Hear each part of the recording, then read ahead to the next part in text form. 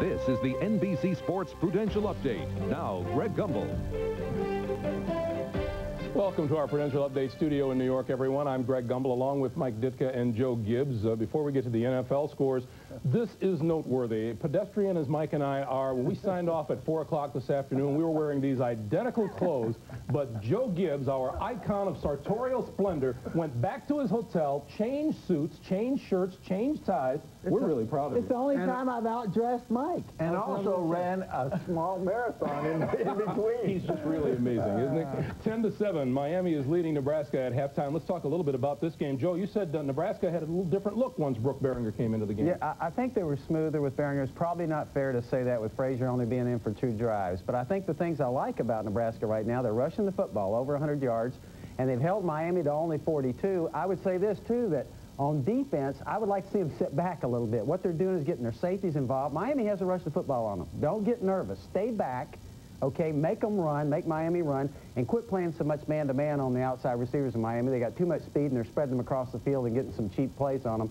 I kind of like the way Nebraska's approaching this thing. Run the football and try and keep Miami off the field. All right, what do you see in Miami, Mike? Well, what Miami has to do, they have to run the football, believe it or not. They have got to put some rushing yardage up there and try to keep the defense on. What's happening right now, Nebraska's blitzing them quite a bit. They're also going to have a slight adjustment between the receiver and the quarterback. Costa's playing a good football game, but he's going to get killed back there unless those receivers pick up the slight adjustment on the blitz. All right, guys, 10-7, Hurricanes leading the Huskers at halftime. Let's turn now to the NFL. 2 wild-card games today. We begin in the AFC. The New England Patriots visiting Cleveland Stadium to take on the Cleveland Browns. A couple of playoff bills there. Parcells and Belichick exchanged pleasantries. Terrific day for Vinny Testaverde. 20 of 30, 268 yards, a touchdown, no interceptions. This 5-yarder to Mark Carrier gave the Browns a 10-7 lead. In the third quarter, it was tied at 10. Leroy Horde from 10 yards out gave the Browns the lead for keeps. And in the fourth, not a particularly good afternoon for Drew Bledsoe. The New England quarterback picked off 3 times. He completed just 21 of 50 passes. This interception by Eric Turner led to a Cleveland field goal. The final score, 20-13 Browns. They will play the Steelers next Saturday in Pittsburgh. Quarterback Vinny Testaverde after the game says nothing to get real excited about yet. I realize we still have a long way to go. It feels good to win our first playoff game, and it gives us some experience going into the next one, which we needed. But you know, I am not surprised by it because we expected to be in this position from the start, you know, from the beginning of the year. Vinny and I have been playing together for 8 years now, and this is the first opportunity we had to get into the playoffs. And, you know, just to come in and not sit on just getting there, but winning a playoff game is high, real high for us. I think we're a better team than we were last year at this time. And, but we don't get to go on. So, you know, we're not playing this to progress. We're playing to try to be champions. That's what we want to try to be. It's Bill Parcells. You know, the quarterback is always a key, but you think, Mike, especially so today of Vinny Testaverde. Well, I think I coached against Vinny when he was at Tampa Bay for about 5 or 6 years. I've never seen him so definitive with his decision-making. He knew what he wanted to do. He knew how to do it. He knew when to do it. He knew when to scramble, when to get rid of the ball, when to throw it out of bounds, when to run out of bounds. He did a great job. He did everything Bill Belichick could have wanted out of him, and plus he got a running game out of Leroy Horde.